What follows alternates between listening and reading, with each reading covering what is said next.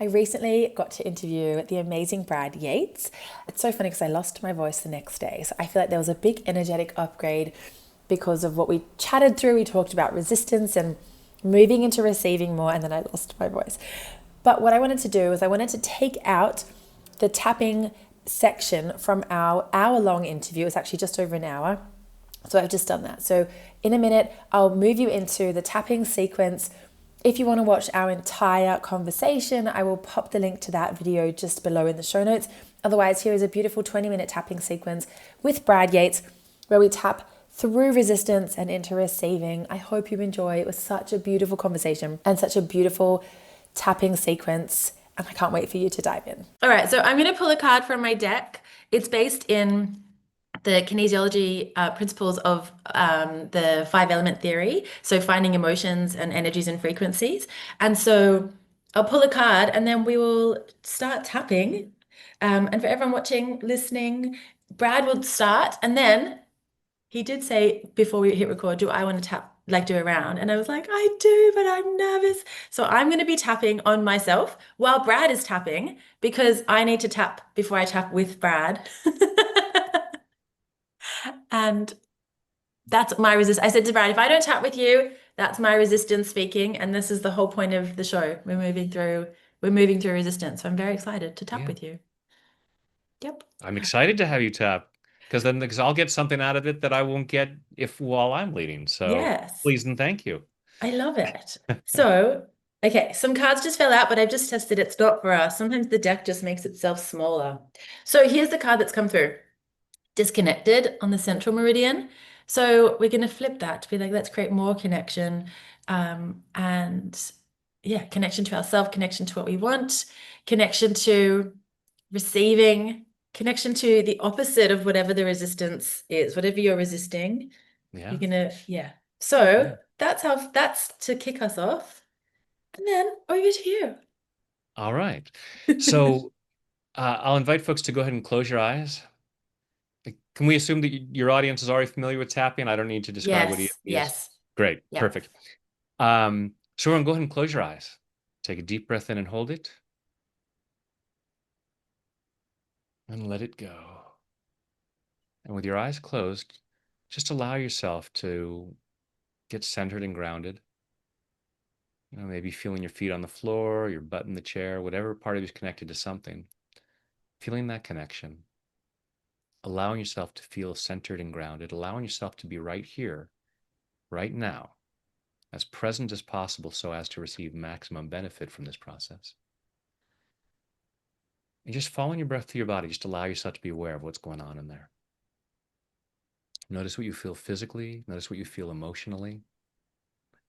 Just checking in with how you're doing. And now think about something that you want. It could be a financial goal. It could be a greater connection to source, to God, to whatever. It could be feeling more connected in your work. It could be feeling more connected to someone in your life, someone in your family, a partner. And maybe rate your level of connection on a scale of 0 to 10. 10 being, you know, totally in sync.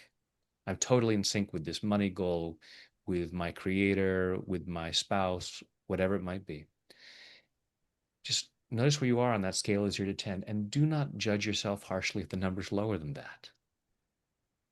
Just allow yourself to get curious. Notice what you're feeling physically. Notice what you're feeling emotionally. And ask yourself, I can't allow myself to feel more connected because dot, dot, dot. Just allow yourself to be aware of what might show up.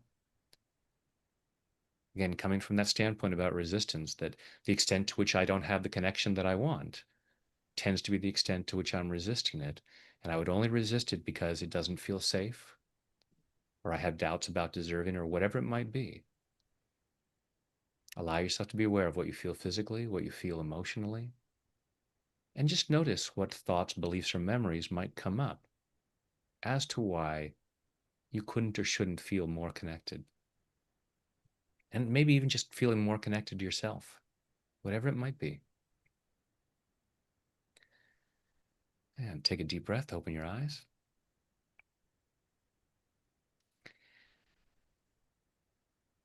Even though I might be resisting connection, I choose to love and accept myself. Even though I might be resisting connection, I choose to love and honor myself. Even though I might be resisting connection, part of me might believe that feeling disconnected is the only safe way to be. And even though I might be resisting greater connection, I choose to deeply and completely love, honor, and accept myself. And maybe anyone else who might contribute to these fears. Because I choose to feel that free. All right, so going through the points. All this fear of greater connection, all this resistance to greater connection, all this fear of greater connection, all this need to be disconnected. And part of me might argue with that. No, I totally want to be connected to this. Whatever it might be that I'm thinking of. I crave greater connection. So why am I disconnected? I choose to be open to the possibility that there's resistance there. And I'm letting go of any self-judgment about that.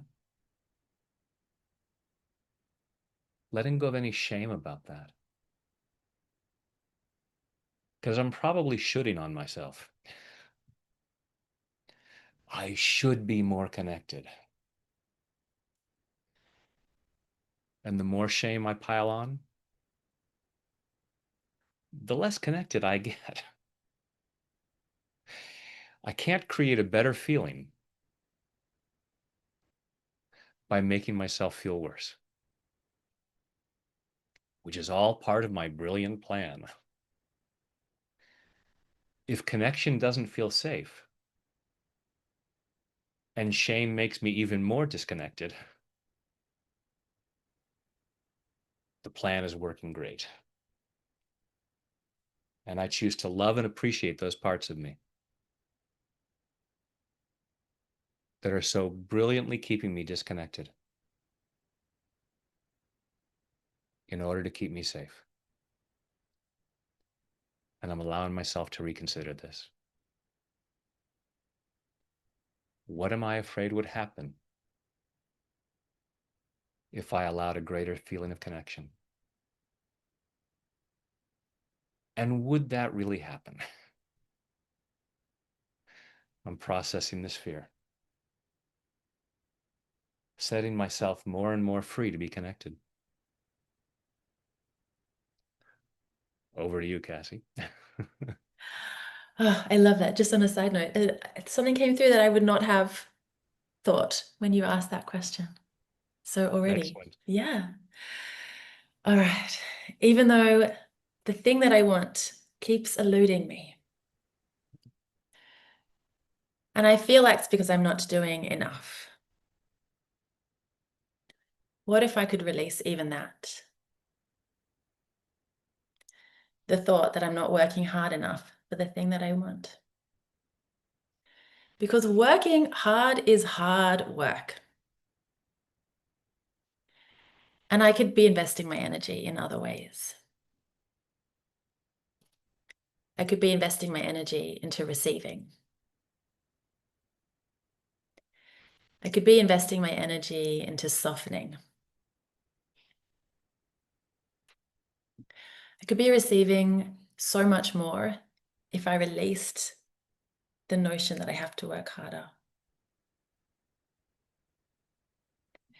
Because it's true that what I want wants me.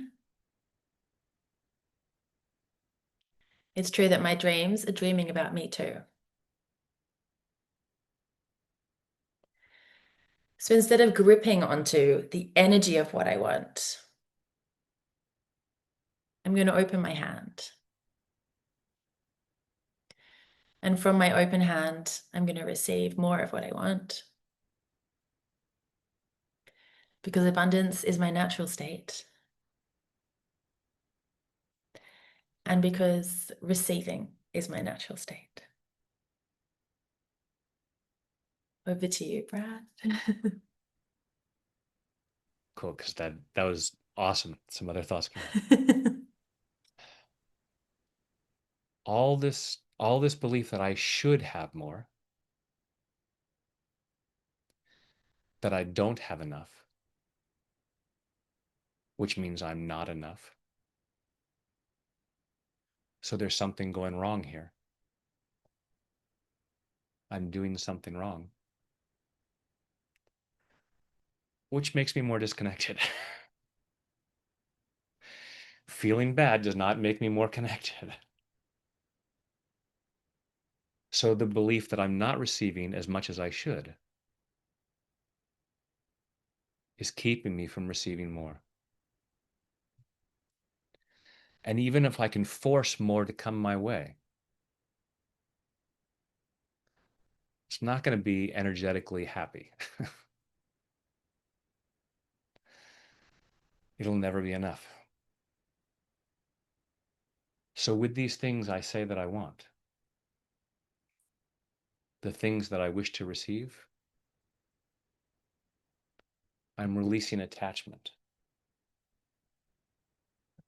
I desire these experiences, but I don't need them. And part of me is afraid to say that. Then I won't work hard enough. I won't put in the effort.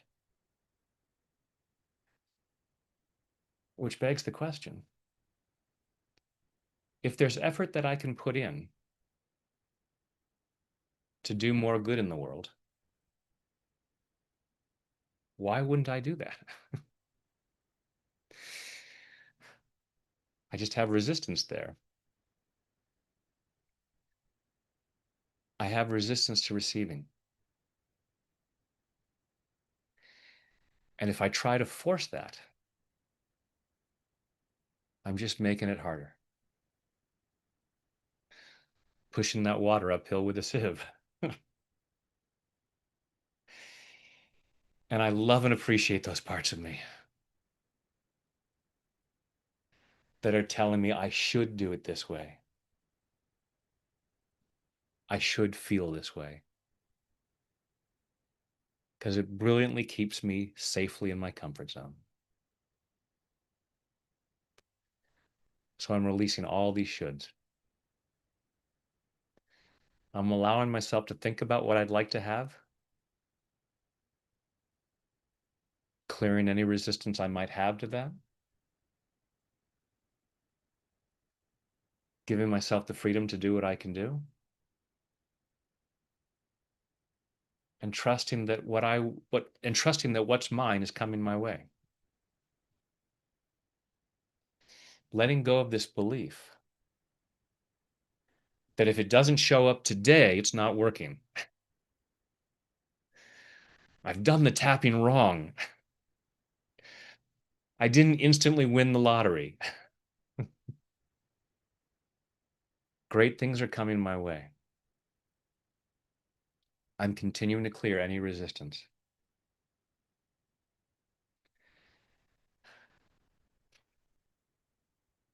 Letting go of all that stuff that gets in the way.